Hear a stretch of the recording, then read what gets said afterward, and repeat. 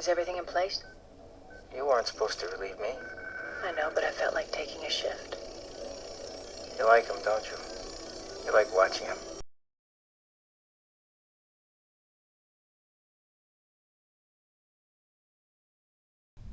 Hi, welcome to this first video.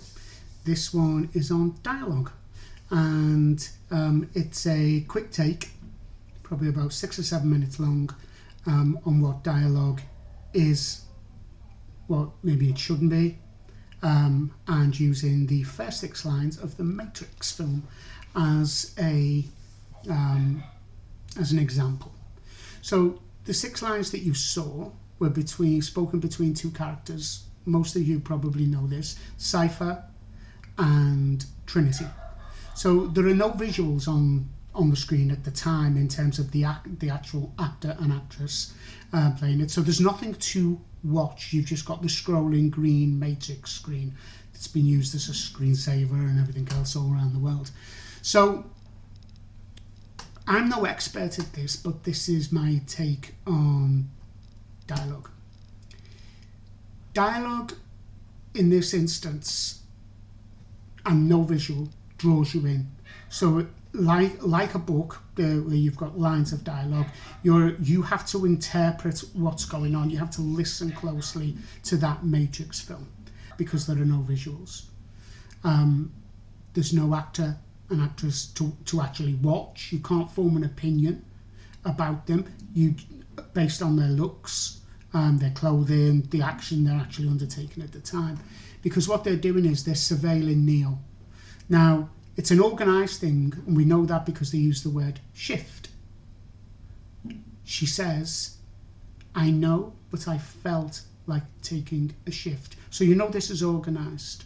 You also know in the way that Cypher answers the phone, going back to the first line, when he says, yeah, it's something he's bored with, because later in the film, when Tank is taking the calls from the team that have gone inside the Matrix, he says operator, which is exactly what Cypher is, but he is not acting sort of in a professional manner. He's not acting as an operator. What he's doing is instead he's bored, and he signals that by his responses, and she says, is everything in place? Being sort of professional, if you like, being organised. And how he responds is, his line of dialogue next is, you aren't supposed to relieve me. So she isn't supposed to relieve him. She feels like taking the shift. So it's her emotion that she's investing. She's the one who wants to do the shift, which is essentially a boring job that she doesn't find boring. And we find that out because he deduces from what she says, from her being there, because he's bored. He thinks, why would anyone want to do this internally? Why would anyone want to sit here for hours and hours watching this guy, right? Watching the Matrix, watch what's going on. And he says, you like him, don't you? You like watching him. Now, line 7 is, she says, don't be ridiculous. So they use a stereotypical thing in dialogue to sort of a very common phrase, oh, don't be ridiculous. Somebody's trying to dismiss something when there is a hint of truth, or maybe an entire truth in the statement that's made. And so Cypher gets onto that straight away, which shows you he's sharp enough to do it, but also shows he's bored with the job. Yeah, doesn't answer professionally. She responds professionally, and then he says, oh, and he jumps on the word feel. She reveals it, but he makes, if you like, makes fun of her. But he also tells you that they're watching a man.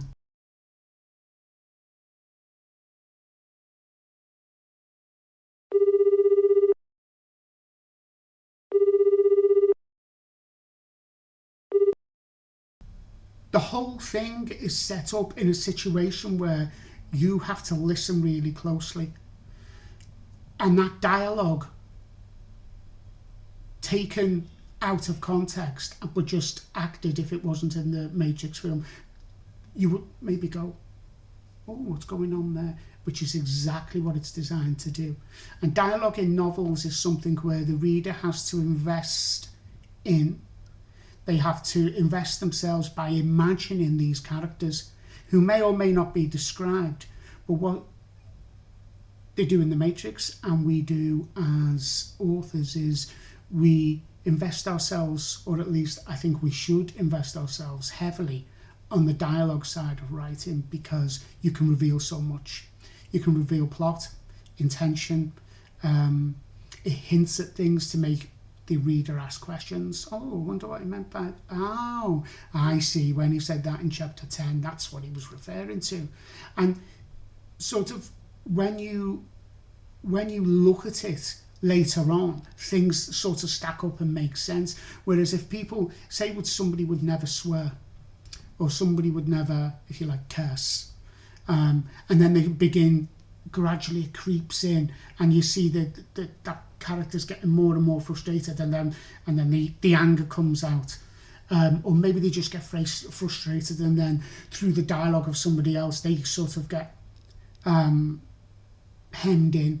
They feel sort of oppressed, and they refer back to type. But what it shows is that dialogue shows that the person's frustrated with the situation.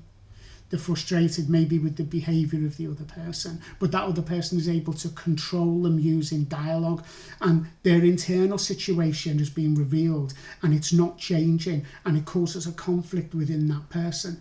And that's very much what we're trying to do as authors, I think, is we tell stories, and the thing that makes things interesting is the conflict. Things are good when they're going swimmingly, when things are working well, and characters are happy, say, in a film or a book. And then, but what trips it, what makes it interesting is the disaster that happens, or the small thing where there's a new character introduced, or somebody says something that shows that this person might have a weak ego, and it also reveals that that person likes to how can I say it? That likes not to put upon somebody, but reveals their own strength, makes them feel better. And if it makes them feel better, then therefore they must feel slightly worse than they actually pretend they are. And that happens a lot, right, in real life. And that's what we're trying to reflect. Even in fantasy books, you can put things in there, science fiction books, horror books, and you give people the emotional, or hope that they get an emotional response from your writing. And dialogue for me is a big part of that. And my own book is heavily driven by dialogue. There is description, there is world building, all that type of things, because it's a fantasy novel. And but I couldn't get by without revealing a lot of the story and a lot of the characters via the dialogue first, and then the action takes place later. I think for me that's the best way to do it. Obviously we all differ.